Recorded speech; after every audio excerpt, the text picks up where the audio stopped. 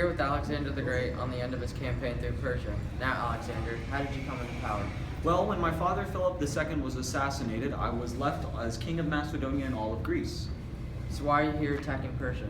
Because my father wanted to take over Persia but couldn't due to his timely death. So I'm carrying out my father's plan. Now, how'd you get the manpower to attack the mighty Persian Empire? Well, the Greek states weren't holding up to their end of the deal they made with my father and would not give me troops. So I marched my army to Thebes, burned it to the ground, slaughtered and enslaved all of its people to show them that I really was king. So after that, they gave you men? Yes, and by the end of this, I had a recruitment force of about 35,000 men. So how did you get into Persia? Through the Asian Minor, defeating the Persians wherever we went. So I heard they made you a pharaoh in Egypt. How did that feel? It felt great to be finally recognized as a god like I was. So I built the great city of Alexandria at the mouth of the Nile River to celebrate. So how exactly did you conquer Persia?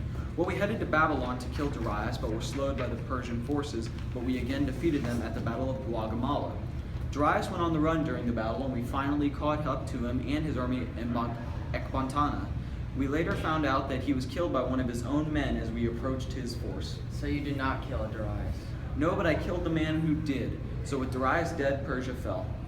Some of your men don't like that you are adapting more and more Persian lifestyles, even dressing like a Persian. You have even requested your generals to marry Persian women. What are your thoughts?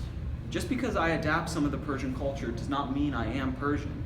And as for my generals marrying Persian women, if they did, we could have a stable society, the conquerors and the conquerees being blended so they knew each other.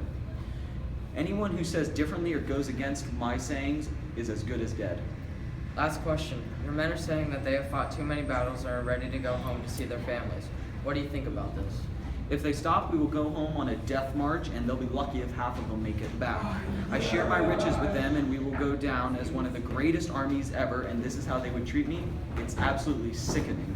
Thank you, Alexander. Now here's an interview with Darius III from a few months ago. So Darius, how's it feel that Alexander's entered Persia? He is crazy. All he wants is my land. For what? Just to prove something to his dead father? He beat you in the Battle of Granicus. Thoughts? I was in Persepolis. I thought my sea traps could deal with him. I underestimated him. You also lost to him in the Battle of Issus. We outnumbered him 2-1, but still lost. He enslaved my whole family. I had to flee. What about the Battle of Guatemala? We were evenly numbered, and we were more organized last time, but still lost. I watched his army slaughter my men. Very few were spared by that vile man. You fled the battle early. Why?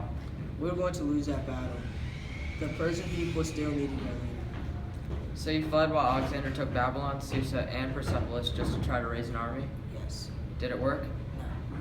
I have no more time for questions. I must be off to Ecbatana.